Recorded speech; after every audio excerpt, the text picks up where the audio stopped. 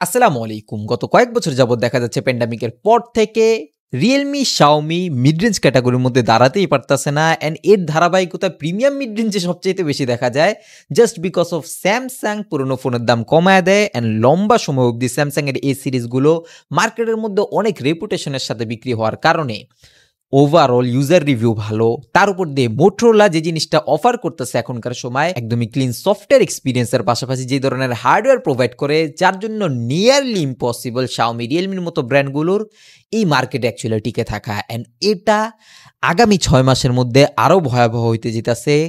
Samsung and Motorola যেইভাবে 20,000 টাকার নিচের দামের প্রাইস রেঞ্জের মধ্যে বাংলাদেশের মধ্যে আনঅফিসিয়ালি দাপায় বেড়াইতেছে অ্যান্ড আপকামিং সময়ে এই দপদপা আমরা আরও বেশি পরিমাণ দেখতে পারবো। যদিও বা কিলার ডিল, ওই ডিল, সেই ডিল বলে অনেকে বিভ্রান্ত করে এখন অবধি রেডমি নোট সিরিজের ফোনগুলোকে মানুষকে ধরায় দিতে চায়, যেগুলোর অবস্থা কিনা 6 মাস পরে অ্যাকচুয়ালি কী হয় আপনারা কম বেশি সবাই জানেন। লাস্ট কয়েক মাস ধরে আমি কাউকে রেকমেন্ডও করি না রেডমি নোট সিরিজের ফোনগুলোকে কেনার জন্য, যদিও বা রিয়েলমি নাম্বার সিরিজের ফোনগুলো still now better option. At least মানুষ কেনার 6 মাস পর তো কোনো রকম ভুক্তভোগী হয় নাই, এইরকম অ্যাকচুয়ালি রিপোর্ট পাওয়া যাইতেছে। বাট 17,000 টাকা কিংবা 18,000 টাকার মধ্যে গ্যালাক্সি A15 ফোনটা যেই ধরনের জিনিস অফার করতেছে এটাকে ম্যাচ করা ওভারঅল সফটওয়্যার এক্সপিরিয়েন্সের থেকে শুরু করেন এ সিরিজের ফোন ইউজুয়ালি কোয়ালিটি কন্ট্রোল কিভাবে হয় আমরা কম বেশি সবাই জানি, যদি বা এম সিরিজ কিংবা এফ সিরিজের ফোন হইলে ব্যাপারটা ভিন্ন রকম থাকতো। বাট A15 ফোনটা যেই ধরনের হার্ডওয়্যার প্রোভাইড করে এই দামের মধ্যে অনেকে হার্ডওয়্যার ফ্রিক বেশি, মানে তার বেশি হার্ডওয়্যার প্রয়োজন,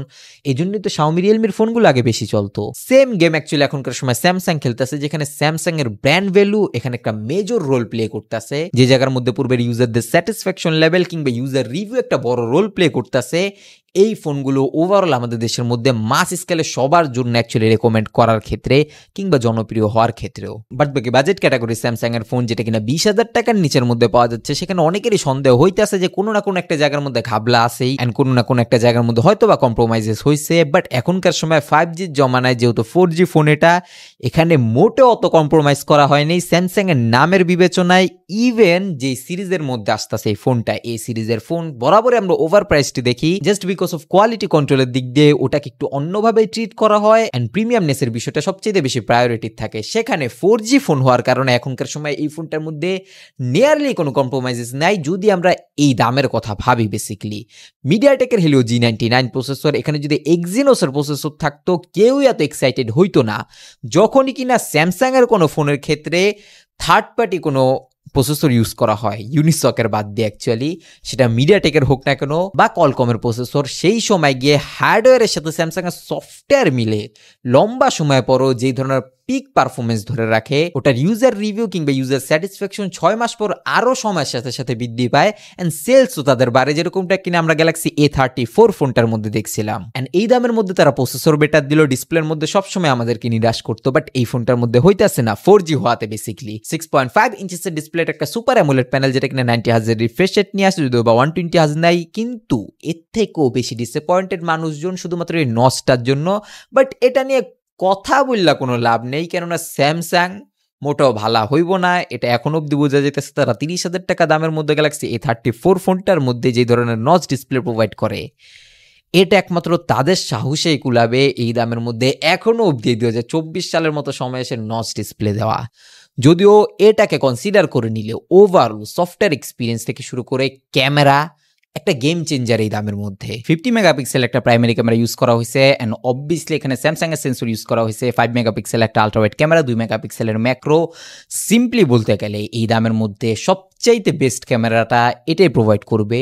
এটা আপনি 6 মাস পর গিয়েও ফিল করতে পারবেন যখন কিনা Xiaomi Realme camera day by day downgrade করবে, এটার ক্যামেরা অতটাও বেশি ডাউনগ্রেড করবে না অ্যান্ড এখানে খুব বেশি একটা কম্প্রোমাইজেস করা হয়নি। অ্যান্ড ওভারঅল কম্পিটিশনের দিকে তাকালে এর আশেপাশের দামের মধ্যে এর থেকে বেটার ক্যামেরা প্রোভাইড করবো এরকম একটা ফোনও নাই। বাদ বাকি একটা জিনিস নিয়ে আমি স্যাটিসফাইড না, সেটা হলো এর ভিডিও নিয়ে।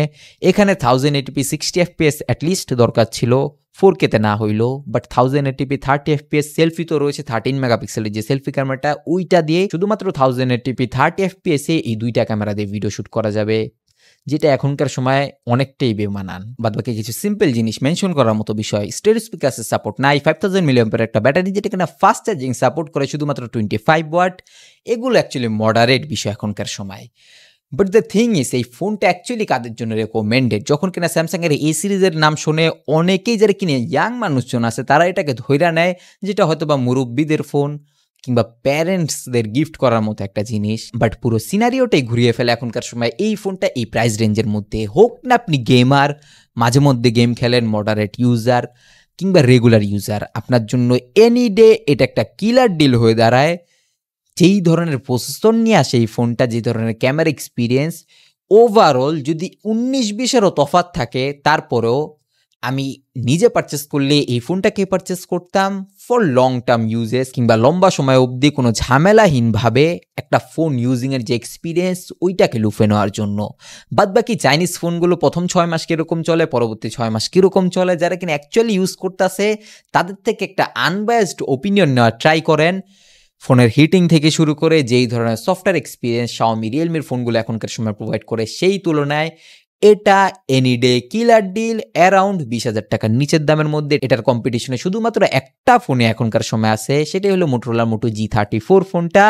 এক্সট্রিম গেমাররা মোটরোলার ওই ফোনটাকে ট্রাই করবেন, অ্যান্ড মডারেট ইউজাররা জাস্ট বিকজ অফ ভালো ক্যামেরার জন্য অ্যান্ড ওভারঅল একটা রিলায়েবল অপশনের জন্য গ্যালাক্সি A15 4G ফোনটা এখনকার সময় ওয়ান অ্যান্ড অনলি অপশন বলা যায়। বাদ বাকি নিচে সাবস্ক্রাইব বাটন যদি সাদা থাকে অ্যাজ এ রিকোয়েস্ট এক ক্লিকে কালো করে বেল আইকনটাকে অল করে দিন। I'll catch you guys in the next video. আল্লাহ হাফেজ।